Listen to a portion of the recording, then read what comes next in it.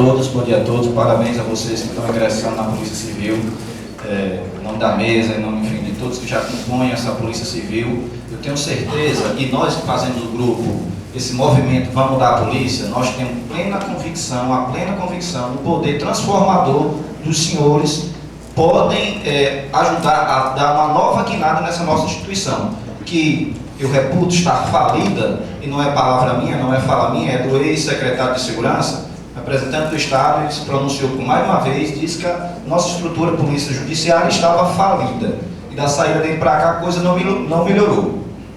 Mas acreditando ainda nesse poder de transformação de vocês, eu fui, até porque esse seminário foi pensado como um meio de dar as boas-vindas a vocês, muito embora alguns colegas já policiais também foram convidados, mas o público-alvo era vocês, eram os novos inspetores que estão entrando, está se entrando na Polícia Civil, a primeira turma de inspetores, investigador de Polícia Civil de nível superior, e como a nossa co-irmã Polícia Federal, que hoje é um exemplo, ela é um exemplo hoje de poder, não é nada mais que a Polícia Judiciária, tal qual a Polícia Civil, no âmbito nacional, no âmbito federal. Então, a guinada da Polícia Federal, e eu acompanho isso porque tenho amigos, tenho parentes, se deu num dado momento, em 94, uma coisa assim, onde houve o primeiro concurso para nível superior da Polícia Federal. A partir daí, você vai passar a ter pessoas mais qualificadas, que se não forem motivadas, que não forem tiverem um salário compatível, vai acabar tendo essa, como o próprio doutor Quintino falou, essa evasão. Então, ao Estado não interessa, tenho certeza, não interessa essa rotatividade, essa evasão. Fica muito ruim, muito embora as palavras do doutor Edmir diz que, assim, parece que é um sucateamento orquestrado, até já planejado. Temos eu gostaria de tocando aqui nesse ponto, porque eu fui, dentro do grupo que faz o movimento da polícia, escolhido para estar aqui, dando as boas-vindas, enfim, e manifestando. Trabalho numa delegacia, doutor Edmir, 21º Distrito, Maracanã. Talvez nenhum dos senhores tenha ouvido falar na imprensa, até porque o que nós fazemos lá, nós não damos ciência à imprensa. Que nós achamos um dos problemas também, que muitas vezes eles estão interessados, tão somente, aí a opinião minha, na questão de audiência, da promoção pessoal dos seus apresentadores e repórter. Então, muitas operações que nós fazemos, nós não damos ciência. Mas, dentro de uma nova mudança, nós temos se posicionado, eu e um colega lá, o outro colega inspetor, que aqui não pôde vir, mudando essa nossa visão de quê? De proximidade com a comunidade, que foi bem citada aqui pela mesa. Dentro disso, nós participamos regularmente, mensal, numa reunião com os grupos de associação de bairros lá, no caso, Centro Comunitário de Defesa Social.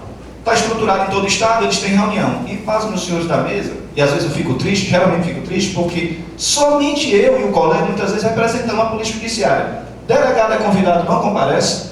Superintendente ou representante é convidado, nunca foram. Tá certo? Ficamos só eu e o inspetor. O outro inspetor presente nessas reuniões. Mas essa demanda eu acho importante, porque isso tem uma interação. É isso que eu queria passar para vocês aqui. Como tive a oportunidade de passar para alguns colegas, tive a oportunidade de ministrar uma cadeira no curso de formação, essa proximidade é importantíssima. A gente se aproximar da comunidade, assim como bem disse o doutor Bruno Defensor, é importantíssimo para a gente se mostrar, para a gente dizer o que podemos fazer, para as pessoas entenderem, para a sociedade de uma forma geral, compreender o real valor, o real papel da Polícia Civil, que, para os senhores, muitos desconhecem, não sabem qual a diferença da Polícia Civil e Militar, infelizmente. Nesse tocante, eu acho que a gente tem toda a oportunidade de valorizar essa instituição. Para isso, a gente tem que mudar o nosso pensamento, cobrar enfoques.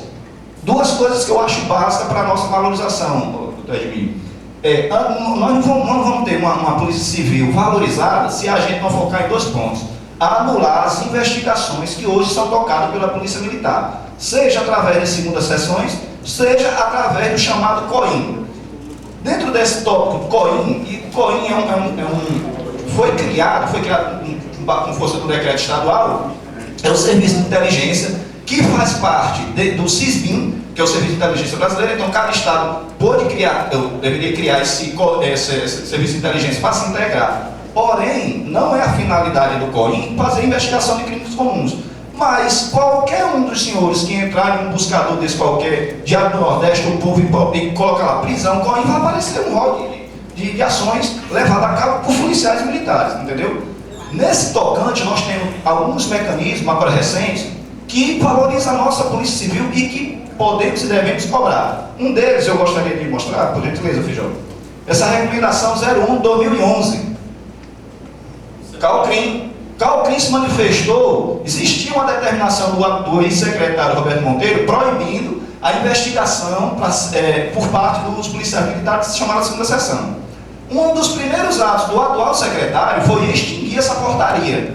Nesse dado momento, o representante do CalCrim recomendou ao secretário, esse documento foi, até onde eu sei, ao governador do estado, secretário de Justiça, presidente do Tribunal de Justiça, dizendo que, muito embora as segundas sessões tenham sido reativadas, o processo, o trabalho de investigação deve ser atividade exclusiva da Polícia Judiciária.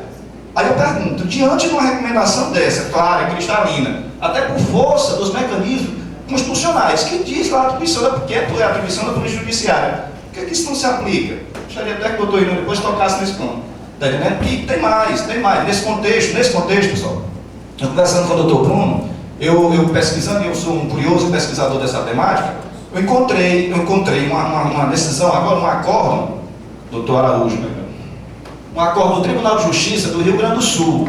Lá, o Rio Grande do Sul, através de um acordo, anulou um processo de flagrante, onde, o que aconteceu nesse flagrante? Uma traficante foi presa por força de um cumprimento de um mandado de busca e apreensão, que foi originado e representado pela autoridade policial militar, da Brigada Militar do Rio Grande do Sul. Agora passo para os senhores, quem levantou a tese da ilegalidade, e o tribunal lá concordou, foi a Defensoria Pública. Eu até não fechei com todo mundo, fiquei de passar esse acordo para ele, vou fazer. A Defensoria Pública levantou a tese que era ilegal aquela prisão, porque originou-se de uma representação de uma pessoa que não tem competência para fazê-lo. E não mais, além disso, não só ele representou, como ele foi lá e cumpriu. O acordo agora do ano 2012, quer dizer, é um instrumento poderosíssimo para nós utilizarmos. Tem uma outra decisão que eu gostaria de pontuar. O Supremo Tribunal Federal, quando da análise da Operação Satyagraha, aquela operação que a Polícia Federal atuou no caso lá contra o banqueiro Daniel Dantas, lá dentro daquele procedimento tiveram várias provas que foram expurgadas do processo, porque foram produzidas pelos agentes da ABIN. Agentes da ABIN não têm competência de fazer investigação. Da mesma forma que os agentes da COIN, muito menos. Mas nós assistimos na nossa sociedade, no nosso estado, isso acontecer de forma corriqueira. Então cabe a nós, cabe ao AB, Ministério Público, Defensoria, Magistratura, tentar coibir, tentar barrar. E a nós, inspetores, policiais, escrivães, está fazendo essa comunicação. Da nossa parte lá do 21º, a gente tem tentado mudar tentar implementar algumas políticas. Por exemplo, muitas vezes o colega fica preso, os inspetores, para vocês estão entrando, fica preso na seguinte situação: não vou fazer porque o delegado não deixa, o delegado não sei o que, não tem ordem de serviço. O que é que nós temos feito? Nós temos dado um plus a mais.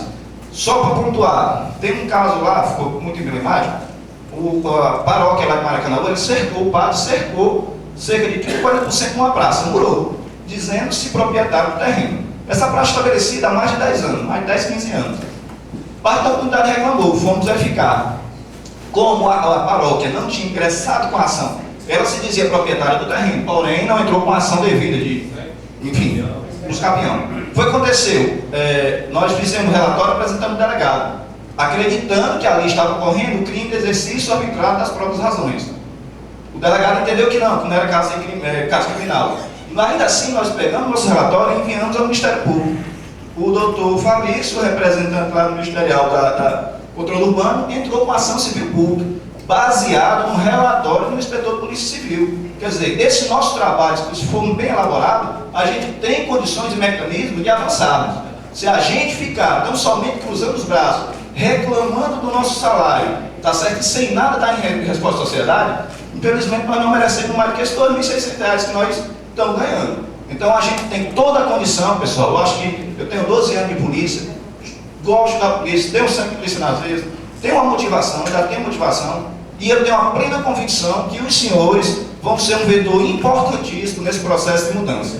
Eu acredito no poder transformador, espero que os órgãos aqui presentes deem a sua contrapartida, magistratura deixar de, me permitam, de se omitir diante de certas situações que é facilmente presenciado. Eu tenho aí um relatório de inteligência de um policial militar investigando um crime de homicídio comum.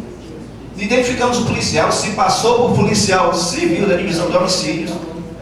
Ele se identifica com o policial civil, ele sabe o nome das pessoas que trabalham na delegacia, se identifica, eu sou fulano, lá na delegacia. Pois bem, nesse trabalho de investigação criminal, nós identificamos esse rapaz. Essa pessoa veio ser ouvida no inquérito, juntou o relatório de inteligência. Quer dizer, é uma aberração, e esse relatório está lá dentro do processo. Tá certo? Nós até estamos reformando o relatório, pedindo a exclusão desse documento, dado a decisão do STF. Quer dizer, então a magistratura não pode se calar, não pode fechar os olhos para essas aberrações. O Ministério Público, por sua vez, diante da recomendação que, infelizmente, doutor, não vem sendo cumprida, também deve tomar suas providências. Por sua vez, o senhor, como representante da OAB, doutor Edmir, a gente vê outra coisa que é muito comum, e isso é um fato notório, é o desvio de finalidade, são os escrivães de Polícia Civil fazendo atribuições típicas do delegado, inquirindo. É um fato comum, tá certo? Se deu isso, como se que normal fosse, não é. O sindicato esteve, no ano passado, em 2 cidades, facilmente comprovou.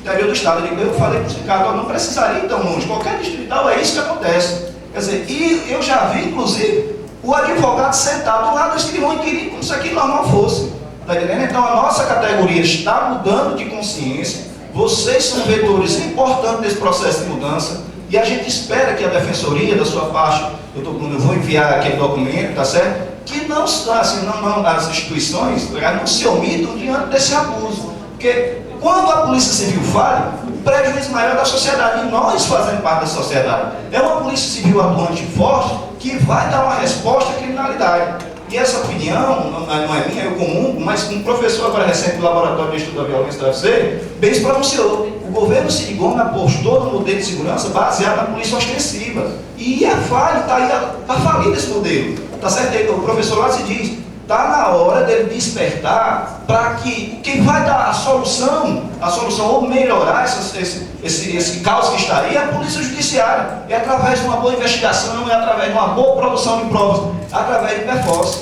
Agora, difícil vai ser essa construção com essa desvalorização, com essa desmotivação. E não é só a questão salarial que motiva ou desmotiva. Quer ver só uma coisa? Para os colegas que estão entrando, doutor Araújo, tem muitos que não estão aqui compondo aqui esse momento, porque com receio de sofrer alguma penalidade da administração.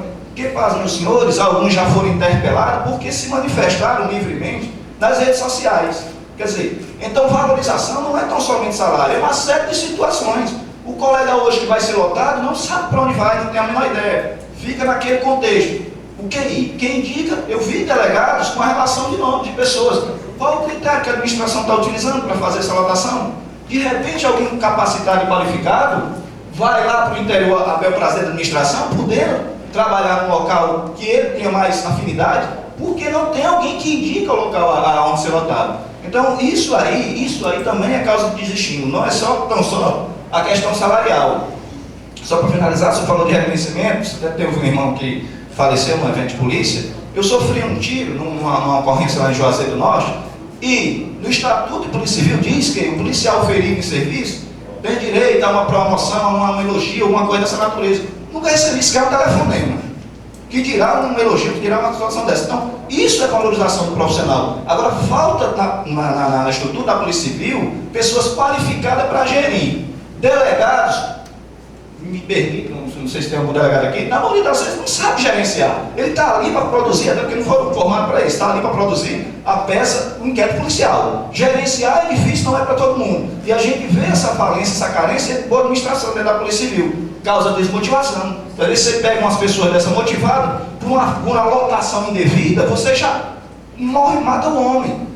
Finalizando de uma vez por todas, um colega que trabalha com a gente, nós passamos vocês, para entrar na Polícia Civil, para ingressar, ele falava inglês e espanhol, enfim. Estagiou na delegacia de turismo, a delegada solicitou ele para lá, até pela competência, enfim, pela habilidade que ele tinha, E por indicar apadrinhamento, foi outra pessoa que não tinha afinidade nenhuma com a função e jogaram o rapaz no interior. Quer dizer, isso por si só já causa um desestímulo que o prejudicado é toda a sociedade. Então, botem uma coisa na cabeça de quem está entrando. Nós temos um grande poder transformador e se nós começarmos a cobrar situações dessas e mostrar à sociedade, no outro ponto, a polícia, como o senhor falou, o desmantelamento muitas vezes é uma orquestra do Estado. Eu vou mostrar aqui, por favor, Feijão, aquela estatística. Nós temos ilhas de excelência na Polícia Civil. Nós temos uma divisão anti-sequestro que tem 100% dos crimes resolvidos. Eu apontei na audiência pública que isso era fruto da vítima do sequestro, geralmente pessoa da alta sociedade. Foram 6 procedimentos feitos no decurso do ano passado. Eles têm, doutor Ian, em torno de 15 a 20 policial efetivo da divisão de sequestro. 6 procedimentos tombados no ano passado, esse ano nenhum tombado ainda. De boa que sequestro ficou lá no interior. No entanto, o paradoxo é aqui, ó, delegacia 29DP. Se o doutor Bruno teve condição de visitar lá em Maracanaú, terrível o espaço físico, e tem isso aqui, nós temos 68 crimes, só crimes contra a vida. Latrocínio, homicídio culposo, doloso e homicídio tentado, 68. No entanto, o efetivo lá não passa de 4 ou 5 inspetores, sem nenhuma equipe de investigar. Eu reputo isso aqui, quem está morrendo na Pajuçara é pobre, infelizmente. Então a última pergunta será para o inspetor Lucas, certo? Eu vou lê-la. Pensamos todos juntos sobre a melhoria da Polícia Civil do Estado do Ceará. Mas gostaria que o senhor falasse sobre por que temos 2 polícias civis. O tratamento com os delegados e dos delegados com o restante, escrivães e inspetores. Em momentos de luta é algo difícil de lidar. Você sente mudança nesse sentido? Há uma maior união? Eu vou externar aqui o meu sentimento. Posso estar equivocado, sou dono da verdade nem da razão.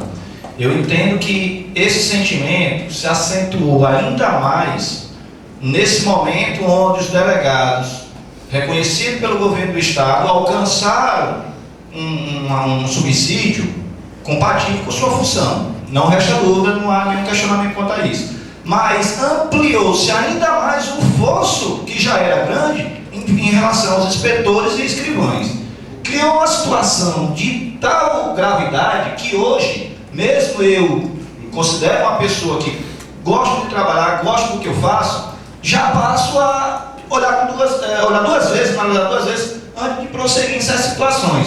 Nesse tocante, vou pontuar aqui algumas mudanças que nós fizemos, dada essa, para mim, gravidade, essa desproporção descomunal entre as vantagens, a remuneração do delegado, do investigador e do escrivão, que muitas vezes, o senhor já foi delegado, o senhor sabe que toca muitas vezes os procedimentos, dado o volume, a investigação do inspetor e o trabalho do cartorário do escrivão. Pois bem, nas delegacias de polícia tem um negócio que ainda existe muitas, que é a questão de acordo, de conciliação. Na verdade, ele vizinho vai para a delegacia se conversar no intuito de compor ali, para não se transformar aqui no procedimento judicial. Geralmente TCOs, crime de menor potencial. Quando do reajuste salarial dos delegados, eu cheguei porque eu trabalhava, só não vou fazer esse trabalho não, essa atividade que fazia executar lá era eu. Isso demanda tempo, aborrecimento, você tem que estar compor, enfim. Se eu não vou fazer mais essa atividade não, se eu fico com ela, não, também não fico não, então pronto, já não tem mais isso. O que é que tem agora? Chega uma demanda dessa, doutor Araújo, briga de vizinho, muitas vezes querem só para conversar, para tentar apaziguar. Olha, não tem mais esse tipo de situação aqui. Tem até umas casas de mediações, mas parece que não são muito divulgadas. Se eu trago uma testemunha, 2 testemunhos, faz o TCO. Com isso aumenta a demanda do judiciário, que já é precária. Está entendendo? Mas não é justo, eu não acho justo, doutor Ian, eu extrapolar, dar um plus, uma coisa a mais que eu tenho plena convicção que poderia dar, se o governo não está reconhecendo a minha função, o meu trabalho. Ainda, o Orestes sabia, saiu aqui, o Orestes sabe disso, a gente tem focado bastante, implementado, quando o crime é homicídio. Aí a gente tem aquele compromisso que nas regiões metropolitanas a divisão não atua, faz só o local de crime. O restante quem toca é a gente. Nesse ponto a gente tem dado um gás a mais, vamos botar assim. Mas nos procedimentos normais, deixa o delegado, é o delegado que infelizmente o governo valorizou. Tá certo? Então deixa o delegado tocar a história. Isso acentua, porque não há condição da Polícia Judiciária fazer um bom trabalho, o delegado no patamar de 14 mil e um chefe de investigação com 2.600, 3.000 reais, Minha gratificação como chefe de investigação, doutor Edmir, é 140, sei que é uma coisa reais. Um policial militar que está dentro da Corim ganha mais de R$1.000 para fazer a atividade que é minha. Isso é inadmissível. Isso é inadmissível, isso é desmotivador. Você está entendendo? E o prejuízo, volto a dizer aos senhores, é da sociedade. Agora, aqui nós temos abnegados na Polícia Civil, aqui nós temos pessoas preparadas. Essa semana mesmo, investigando homicídio, doutor Irene, nós tivemos falando, eu e o outro colega, com o médico legista, acerca de uma lesão que ele apontou no laudo, tivemos falando pessoalmente com o promotor que está cumprindo o caso, ou seja, nós temos abnegado, tem pessoas qualificadas, está faltando é motivação. E essa questão desse abuso, vamos botar assim, eu não sei qual outra expressão que eu posso usar, esse distanciamento causou e causa um mal-estar tremendo. Você está entendendo? Causa um mal-estar tremendo. Temos escrivães abnegados que hoje já se negam a estar fazendo depoimento, porque não é atividade dele, já se diz. Uma coisa que mudou, talvez fosse mais comum na sua época, que é a questão do uso da viatura para fazer transporte de delegado e deixar em casa e buscar. Hoje vários colegas já se negam, não é atribuição nossa. Se o delegado está ganhando bem, ele venha trabalhar no seu carro, tá certo? É inadmissível que os senhores vão, pode ser que alguns dos senhores sofram de pressão a aceitar, tá certo? Se passar para o motorista de delegado de polícia. Quer dizer, não é meu inimigo, eu trato o meu delegado, tenho um bom relacionamento, mas dentro dos limites. Aquilo que é competência dele, ele que resolva. Tá certo? Que eu não acho justo. Agora, tenhamos a consciência que vocês são vetor, mais uma vez, são vetor de transformação, acredito muito no potencial de vocês. Sei que esse auditório, mais uma vez, não está lotado, porque alguns dos colegas de vocês, querendo estar aqui, temeram uma repressão, alguma penalidade por parte da administração, mas esse discurso com certeza vai ser divulgado. E só quem tem a ganhar com esse novo transformar, com esse novo pensamento, é a sociedade cearense. E a sociedade cearense são compostas por todos nós, que a violência está batendo na porta da nossa casa. Então, o nosso trabalho tem como finalidade diminuir esse índice de violência absurdo, tá certo? Em função, inclusive, de nós mesmos, para proteger a nós e a nossa família. Espero que eu tenha respondido.